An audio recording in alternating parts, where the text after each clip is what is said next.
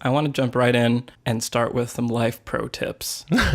Gary, since you are a guest today, let's start with you. 30-second life pro tip. Well, this is a hard one. I think, it's one variation of keeping it real, and that is when you're in bed with your lover, try to make a rule that both are to be naked, both are to be fully nude. Good. And just see how that spices things up for you. Okay. Yeah, see how that works in terms of your relationship and in terms of your sexual relationship specifically. So every time you're in bed together? Every time you're in bed together, make it a rule to be fully nude. I see. Oh, okay. Got it. Okay. Dan, life pro tip. Mine is way more boring. I couldn't think of anything interesting. So when you're parking, don't be a jerk. Think actively. Leave enough space in front of you and behind you, if at all possible, for other cars. Don't double park. That happens too much in Los Angeles. So not very interesting, but I just experienced that myself, so it's in the front of my mind. So then is it okay to key cars if they do? Yes. Is that morally justifiable? Yes, I actually bring grenades with me. And, okay. Like very, very time-delayed grenades. It takes 30 seconds for them to go off, and I put them underneath cars that I see double parked. I make sure nobody is in them, of course. Well, I'm glad to know that's justified then. I'm not a psycho. I mean, not crazy. I'm not crazy. Yeah. So let's introduce ourselves. Okay. Well, what about my life pro tip? Oh, sorry. That's right. Go ahead. My bad. If you're excited about a movie that's coming out, don't watch the second trailer. Mm-hmm. Because the teaser lets you know like what it's about and like generally the feel of it. The first trailer, I'd even say maybe skip the first trailer if you know you want to see it. Mm-hmm. But that's going to give like more overview stuff. But by the second trailer, they just want people to be in the theater, so they're going to show everything and all the plot points and give it all away. That's a good idea. So avoid the second trailer. Yeah, good idea. Gary, what's your middle name? Jake. Gary Cthulhu Ruiz. Ooh, that's even better. Is a good friend of ours. He is our dark Buddha. He probably wouldn't call and that's himself... an evolution. That's sugarcoating it, because originally it was branded the evil Buddha. Oh, the evil Buddha. Yes, the evil Buddha. But it occurred to us that he isn't evil as much as dark. He's the dark side of the yin yang. He's one half of the life force, but not in an evil way. Just in a in a not goody two shoes way. Well, I'm glad to shed the moonlight on your experience from time to time. Excellent. It's perfect.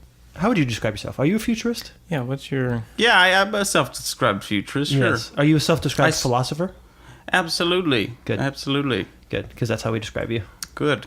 So Gary, I feel like, approaches futurism and philosophy from a humanistic, sort of social standpoint? Sure. Yeah, you could say that's a good angle. I tend to look at the interior of humanity on equal par with the exterior, sort of the social systems compared to the cultural systems and sort of the nature of consciousness as we embody it on a daily basis. Good, yeah. Well, everything's integrated. Mm-hmm, exactly.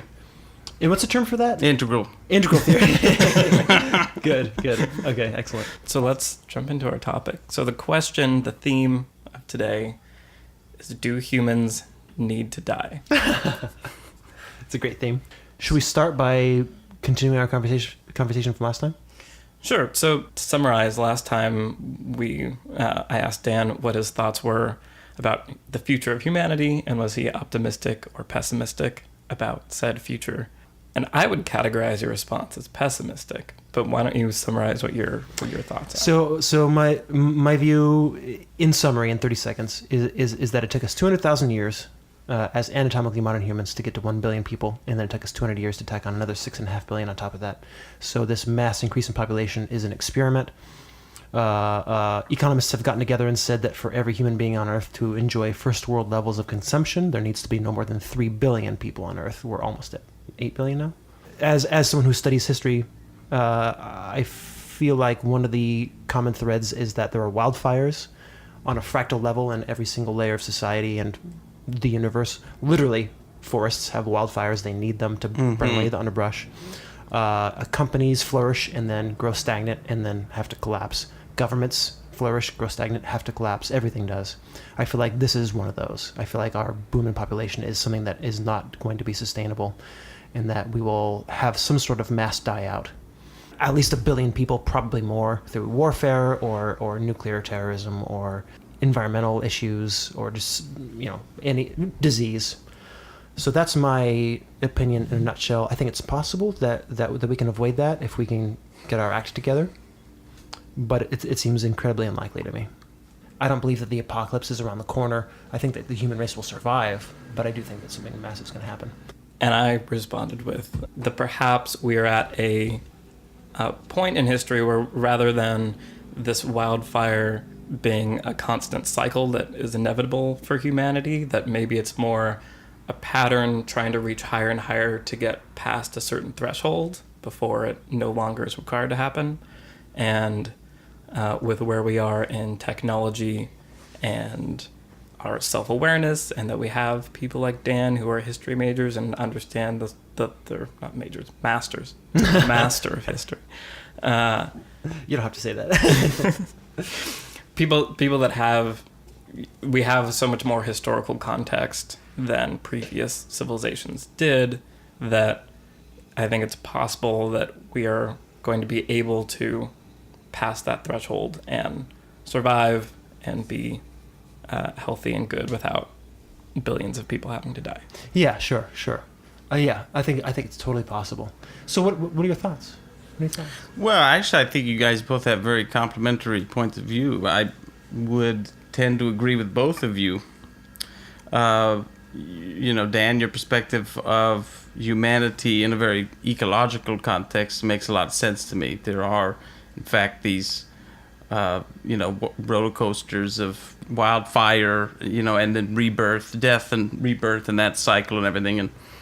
And I do think that we probably have gotten ourselves into a situation where it's a little too late to avoid some catastrophic disaster on the order of millions or billions, just with regard to climate change specifically. Yeah. We're simply not equipped yet to deal with some of the coastal threats that are upon us. Yeah.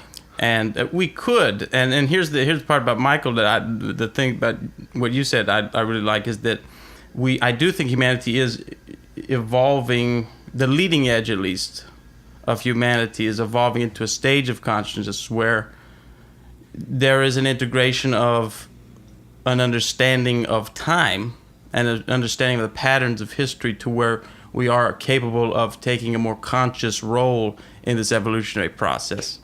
So yes, it's very possible that we could rally the forces and get the gang together and get out of this in a cleaner way. Is that going to happen? I don't know. Probably not without some damage first. Mm-hmm. Yeah, I think I believe that. If we're all on this path towards partial or mild or severe destruction, then what is the saving factor? What's the missing variable that, if plugged into the equation, would give us the answer that we'd like to see? I think we should solve it today, guys. Let's solve it. Okay, here we go. We're going to solve this issue right now, everybody. Well, not solve it, but just at least conjure some ideas about. Just in a mild reconstructive effort. It's so easy to deconstruct nowadays with all of the data that's available to us online and so forth. And everybody's got an opinion about why things are shitty, but how can we move beyond it? That's a more interesting conversation to me. How can we move beyond the shittiness in general? What do you think, Gary? Yeah. Well, I think that as a species, and in particular because of the sort of the collective stage of development, the center of gravity of our stage of development as a human species at the moment is very focused on the exterior world. We've sort of lost many of the ancient and old traditions of being a collective humanity, and nourishing our culture and nourishing our minds and nourishing our spirits, nourishing our bodies. There's a kind of a diversion of the attention outward, if you will. So I think that we're in a place where we've really sharpen our knives and have some really cool, really advanced exterior technologies, but we don't have the interior ones. That's where we fall short. We haven't yet explored social technology and cultural technology that's advanced, if you will. At least in this country on a large scale. Yeah. Many countries are doing these things on a large scale.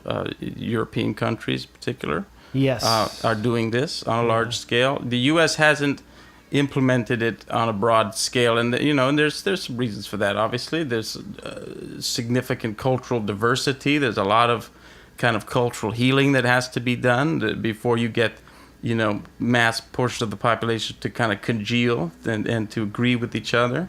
But I think there's strategic ways we can do this. It would be interesting to see a Silicon Valley of the social technology. Like what does that look like? Yeah. We have a Silicon Valley of the borderline frivolous kind of social technology, as they would call it, with social networks and so forth. But there's a kind of a trend right now with the way that industry is going that does not seem like it's even close to getting us to the place that we need to be to kind of fill that gap. I've heard you talk about this before, but you framed it a little differently. You framed it in terms of gender duality, with regard to quote unquote masculine or feminine energies. And and I would just distinguish that I think that male and female is a different polarity from masculine and feminine. Yes. Because somebody who's male can be more feminine than somebody who's female, and vice versa. So. Totally. So you could definitely use that lens, the masculine and feminine lens, to analyze the situation we're in. And in yes, we are overly masculine in the Western world. In the civilized world, I'd say. In the civilized world in general. Yeah, so there is a kind of a swing back towards femininity that I think we have to take. But ultimately, it's really about the integration of the two. It's not about one or the other or swinging that pendulum to the opposite side, because then that will come with its share of problems. So if we could find a way to integrate the two, you see, then the duality kind of collapses in a way that's generative. We can move beyond it. So as someone who looks back to understand humanity, again, we were hunter-gatherers for 200,000 years in the same exact bodies. As far as we know from observation of modern hunter-gatherer societies, hunter-gatherer society is, with regard to gender, egalitarian. The genders and the male, and also, by extension, the masculine and feminine forces are equivalent. Women actually brought in most of the food through gathering. Men would occasionally bring in an elk, and they'd have a feast, but women were more responsible for the survival of the tribe than men. That changed with agriculture. All of a sudden we had land. Then plowing fields was something that we started doing, and men were more important, and we had property. And so I think, yes, I agree with you. I think we need to head back to that. I think we've lost a lot in modern society, and by modern society I mean the past 10,000 years, because that the balance of that masculine and feminine has been thrown off balance in favor of the masculine, and I think we do need to head back into an integrated place. Yes. Well, and the good news is that from a developmental perspective, if you look at the data and the research, the developmental psychologists show a very clear kind of pattern of human development over time. There's this it's easy to look at a child and say, this child is less developed than an adult, because here they are flailing their arms and screaming about to get their ice cream and to get their and then they needn't worry about quantum physics and things of that sort. And then they grow up and they get older and they go to school and they use their mind, and there's a blossoming of the mind, and then we just kind of assume that somewhere around 25, 26 you're settled in as an adult and you stop developing. Well, this isn't the case, and the research shows that quite clearly. So beyond the sort of the modern consciousness, beyond the sort of the modern industrial context, there is a level beyond called postmodernity that we currently inhabit in the developed world, and there is a kind of a switch back to femininity in this in this shift. A shift towards multiculturalism and kind of the accepting of all perspectives and the kind of the resensitization by getting in touch with nature.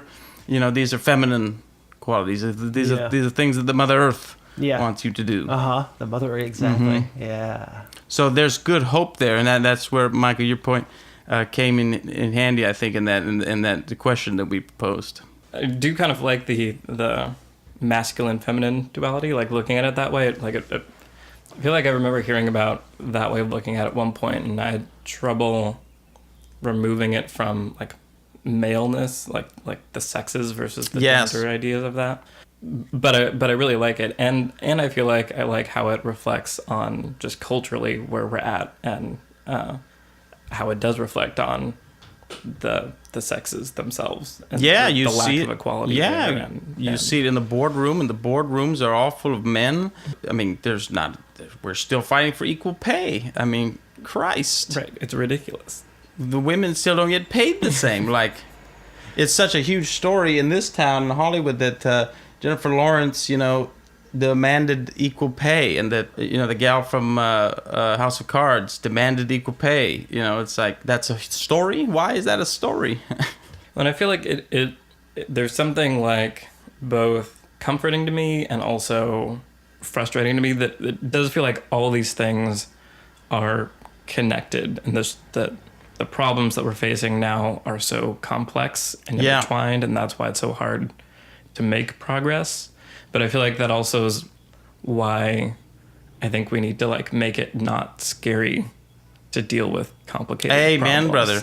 That's the crux of it all to me. I mean, what you're speaking to is right on point, because the postmodern mind starts to feel the fullness of complexity, but it's not until the next actual stage of development that you can now process the complexity. You need a sophisticated kind of toolkit of lenses and ideas and concepts that help you understand complex systems, because we can't solve the problems that we're in now knowing that they are complex systems. In other words, to solve complex system problems, you need complex system frameworks and toolkits to do so. We don't, as a culture, distribute those with any regularity. No. We don't, as a culture, cultivate those with any regularity. We're just kind of told to sit down and wait while the patriarch keeps it under control. Right. Like, I feel like if anything, we do the opposite. Right. Like, just looking at the political situation that we're in, and like that it just becomes, as many people said, like a football match, like this team versus that team. Let's make it as simple as possible and about the most accessible, exciting issues, and then watch a game show happen. Exactly. So there are a number of resources out there. Integral theory has quite a large canon of these tools, and there's a growing community. It's very recent because this level of development is fairly new. It's some would argue less than 60 years old in terms of when it emerged in our human playground here.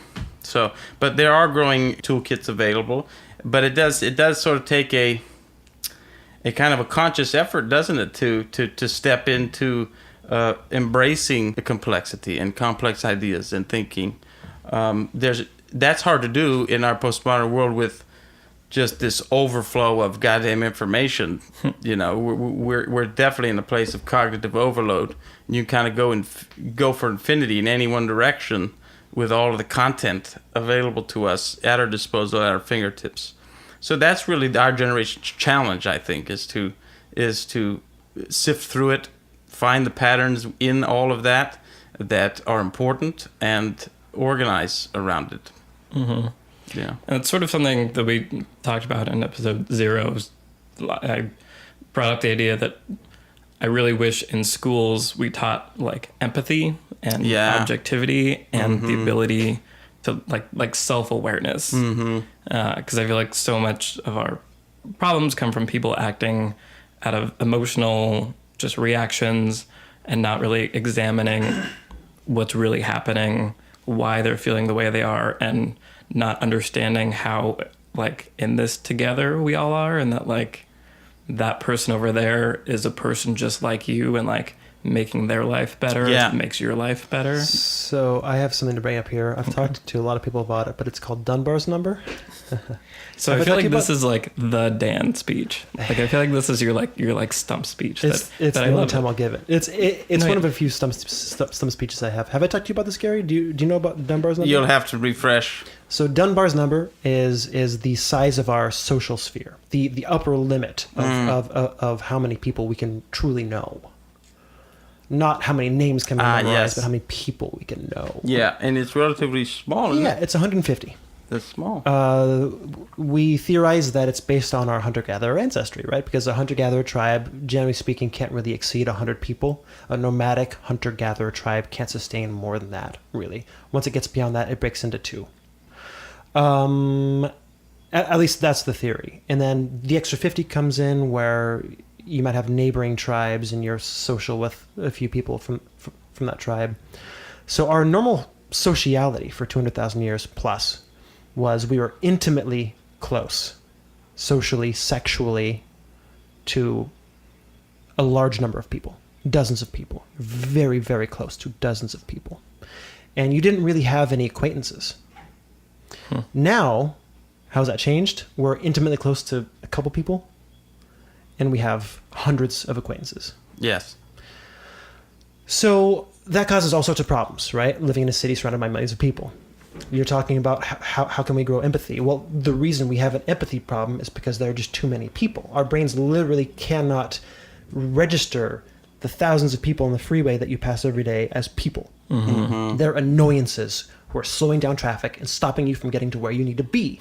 It's the reason why workers at like hospitals and grocery stores in cities are more rude than workers who work in small towns. Because they deal with hundreds of strangers a day. People in small towns are friendlier because they don't. So that's really cool, man. Those are key kind of points to take away when thinking about how to design sort of the city or the civilization of the future. We need tribes. Our brains are hardwired to have like our like small communities. Yeah, it isn't natural for us to be around so many people. So that's a huge barrier to empathy. Yeah. Well, education. and it sounds there's an interesting question like what does that look like? This sort of a recapturing of the tribal society in the context of a 21st century urbanized environment. What does that look like? That's a good question. Yeah, Well, it's interesting because I feel like it also is then running parallel to the internet and like the internet culture and how there's like I always just think about Reddit, but just like there's this culture that is spread internationally that is bigger than I feel like any other culture like before, just that it can be massive and shared by so many like strangers. but you feel like it's your tribe, kind of. Right. There's a weird like kinship that comes from like, like we're Redditors. We all are like, we're like this subreddit or that subreddit. That is one hallmark of modernity and globalization is that we can choose our own tribes, but it doesn't solve the problem of there being way too many. Well, I think that probably the reason for that is that there is a lack of a concreteness to that enterprise. There's a lack of connection down to the physical. Yeah. When you're online, because it's all connected. The social, the sexual, everything. Yes, and it would be interesting. I have a suspicion that in the forthcoming kind of revolution with augmented reality, that is the mixed reality of virtual and physical, that in that context there's more of a likelihood of regaining this so to speak tribal life when we can put some meat and some flesh to this global community that we have. Interesting. That's going to be an interesting thing. I do think it's interesting to view us today as an in transit species. Yeah, definitely. And I feel like I'm in liminal space, don't you? I feel like I'm in between. Yeah. Two. I'm in a hallway, like on the way out. Yeah. To the next thing. Yeah. Absolutely. Yeah, that's 100% correct. Yeah.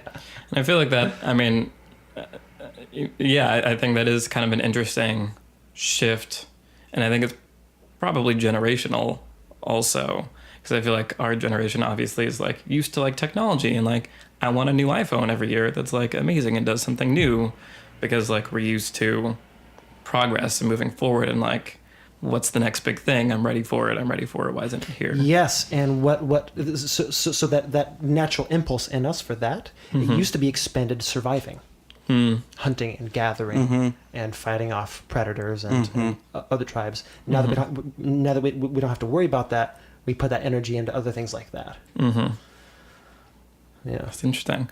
Well, so the question being, do humans need to die?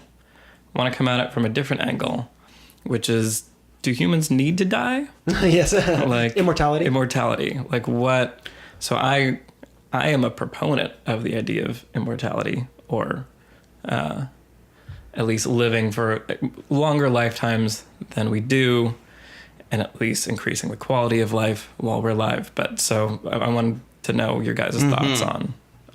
I tend to take the sort of Eastern spiritual tradition perspective on that. From that perspective, the cycle of life and death, as it were, is something of an illusion. And this is, I think, where in part the concept of reincarnation comes into the picture. There's this idea that all ensouled entities, are part of this infinite continuum, through a cycle of life and death. So to me, death is an illusion. I mean, even physically, you are reconstituted physically into the world in some fashion. I'm going to seal my carbon in a stainless steel tube and shoot it into space. Well, then not allowing. It'll have a very carbon. intimate relationship with the stainless steel for the rest of time. It's like maybe you, bro. Maybe you. Opposite of the people that like use their like body materials to like grow a tree. Yeah. Literally the opposite.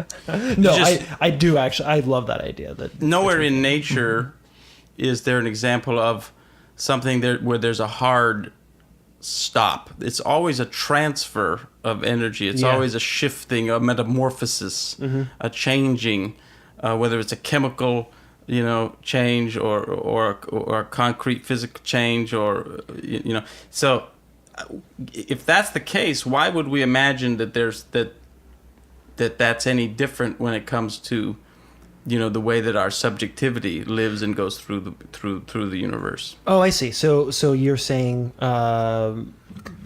everything you just said is obviously 100% correct. Your carbon is reconstituted. There's no hard stop. But you think that there's no reason to believe that consciousness doesn't continue in some form? Absolutely. It's just simply goes through a different state, a different phase, in the same way that we evolve over our lifetimes. I mean, in the same way that you go to sleep and your consciousness is simply not the same, you're in a different state. When you go to sleep, unless you study certain advanced types of meditation, your consciousness is just kind of like on pause, right? Like this pause button as far as your own experience of it. Yeah. And what's there to think that the dying is any different? To me, it's just it's a different state. I think I probably come from a slightly more materialistic standpoint than you, but I think I'm increasingly heading in your direction. Why do you say materialistic? It's always seemed to me the most likely scenario that our consciousness is directly related to our brains, our biological bodies, and the interconnectedness of everything, and that probably ends once we die. But at the same time, I mean, how is there matter in the first place? How does anything exist? Anything's possible. I think that's probably how I feel at this point. I'm becoming more and more agnostic in the proper term, in the proper definition of the term, with age. I'm becoming less certain in my materialism. Michael, where do you sit on this? Well, I'm suddenly the pessimist in the room. I like everything you're saying, and I think it makes sense that there is, energy is conserved. We only have X amount of energy in the universe because there's always a transfer of energy when things change. I guess because there's no maybe I'm just too egotistical. I feel like it's completely possible that like my body and my materials and like consciousness like changes states and it's a completely different thing. But I like being me, and I would love yes. I would love to continue to experience the world as me. So are you upset with the fact that you go to sleep every night and are thrown into a domain of consciousness in which everything's kind of put on pause? No, because pause suggests resume. Stop is a different thing. So what's to assume that there's no resume after death? I feel like you could make the argument that of course there's a resume after death, because I haven't seen any evidence of it. Mm-hmm. I feel like I'm sort of in the camp, right? But I think I'm in the camp of like maybe that's true, but also maybe it's not. And so given the choices that I can see, I'd prefer the one where I've seen like maybe being dead is fine. Maybe being dead is cool. But I only know what being alive is, and so like I tend to prefer. You are alive. someone who generally likes routine. Would you say that's accurate? Yeah. Yeah. You. It isn't that you don't seek out new experiences, but you know what you like. Right. Yeah. Yeah. I would contest the fact about lack of evidence, so to speak. It depends on kind of what methodological lens you use. Sure. If you're using empiricism, it's difficult. If you're using phenomenology, if you're using structuralism, it's different. We're going deep. For example, many high people of long-term spiritual practice and meditation in particular do have a kind of consensus or an agreement among themselves of this situation to some degree. There are states of consciousness that they get into that they call transpersonal. In other words, they feel like from this point of view, from this perspective, they are in some sense, they have in some sense transcended the embodiment of the ego. They have transcended the embodiment of a singular entity called Michael, called Gary, called Dan. And they are resting in a perspective that is universal, that has transcended the singularity of the human subjectivity, of the single human. So this has been going on for thousands of years, and there is a consistent consensus that this transpersonal dimension of reality does in fact exist, and that when you die, that transpersonal perspective doesn't go away, because the cycle of life and death is sort of beneath, if you will, that perspective. It's underneath it. Yeah, sure. I understand that. Yeah. So I would say that I do think there is evidence. It's not the kind of evidence that we in the Western world are so, used to taking as solid truth. So it's really a question of, how you come to your ideas of truth. So So maybe you don't have an opinion on this, but where do you think that Gary lives? What? Say it again. Where do you think that Gary lives? Where do I think? Yeah. Gary is your consciousness. Gary is a construct. Gary is a construct that exists in the embodiment of an organism called the human, body, and it is an ecosystem. By the way, I mean, we now know, we're finding more and more out that each organ and each colony of microbiota in the digestive system has a life of its own, and that even within our bodies, it's an ecosystem of a balance of different subjectivities. So Gary is kind of the catch-all term for not just the concrete physical instantiation of matter, but but also the very subtle and emotional life that I've led, and the very disciplined intellectual life that I've lived, and the spiritual life that I've lived, including some form of transpersonal identity. Mm-hmm. So I would never limit a human being to a physical body, a physical brain. That's just a sliver of it all. I feel like that's a more reasonable approach than something like theism. But of course, that's my own subjective opinion. Anyway, so I want to. Any last thoughts on that? Well, so I just wanted. I don't know if I'm going to be able to explain this right, but a year or two ago, Alex and I were talking, our friend Alex Ayres, about consciousness, and I sort of came to like a weird realization that made me like deeply sad for a moment. Because I think about this a lot, like what is consciousness? How does it work? There's a very good radio lab called Black Box where they like dive into that, and there's a lot of evidence that shows that consciousness is basically just like when all of the parts of like the brain waves are working together, it creates this thing that we experience as consciousness. Mm-hmm. And I think for the first time I was able to conceive that consciousness is what happens when all these different parts work together and decide they need like some other thing, like driving the ship. Yes. Like in some and other... embedded in the context of the entire history of evolution. You know? Mm-hmm. I mean, we're one blip on that continuum. Mm-hmm. Yeah.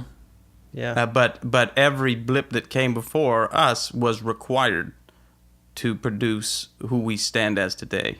Yes. And that is true of the future of humanity as well. Mm-hmm. So I'm going to bring it back to a more simplistic level real fast, talking about immortality. Okay. Here's how I approach that question. I approach that as, I think, what's the most important thing in life? Happiness. Happiness includes love. It includes fun. Happiness. Will immortality bring us more happiness? I don't necessarily think that it would.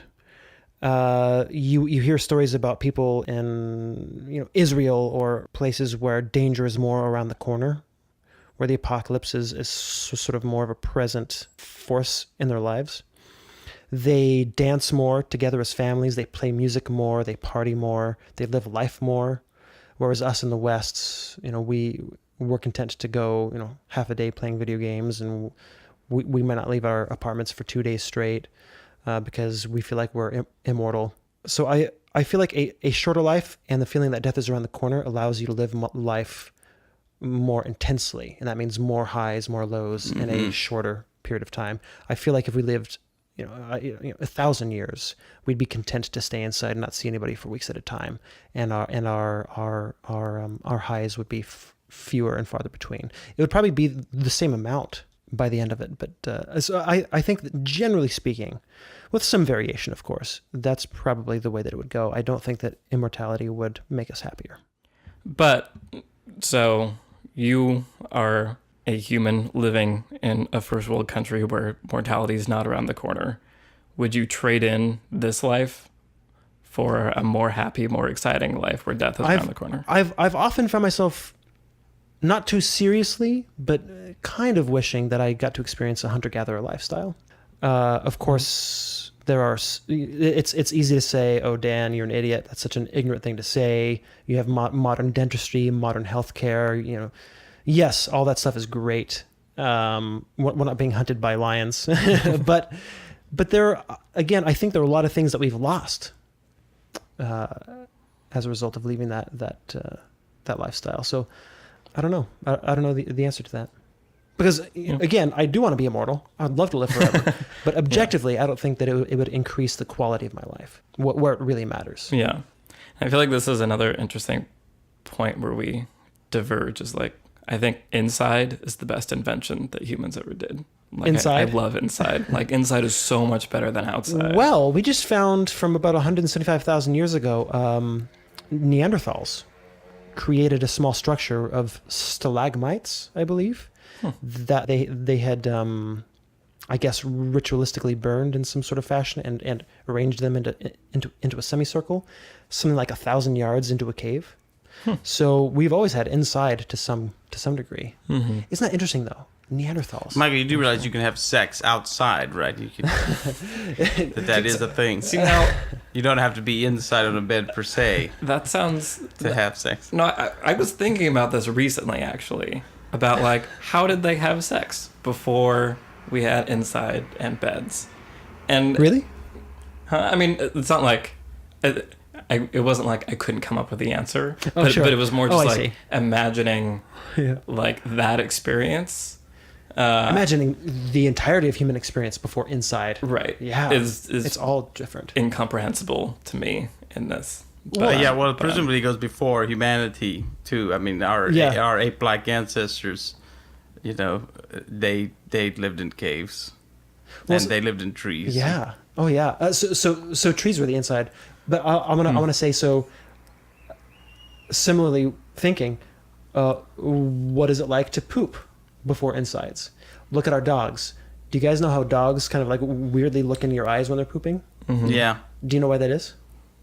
They feel vulnerable while they're pooping because they're in a vulnerable position. Yeah. So they're looking at you, their pack leader, to see To if make you sure that you're watching out for them. just to make sure that you're like they're watching you specifically because they know that if you jump or look antsy, that it's time to go. Yeah. Wait, and what's the thing about So if you want to mess with your dog when they're pooping and they're looking at you, jump and like see how they That's react. good. If you want to Mess with torture them. your dog, you can. So- That's good. I'm gonna try that.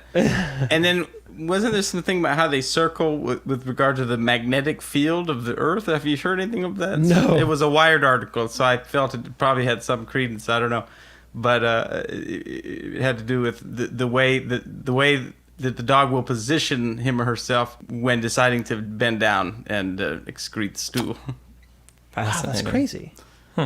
Well, we'll have to look into it. Okay, well that was all very interesting. Thank you, Gary, very much for coming and lending your unique voice to the conversation. Yeah, you're our first guest. Oh, it's my pleasure. Anytime, please invite me anytime and all the time. You're the perfect guest Yeah. because you're a genius. Thank you. I don't know about that, but And as is customary across all of the hundreds of episodes that we've done, we have to end with beatboxing. okay.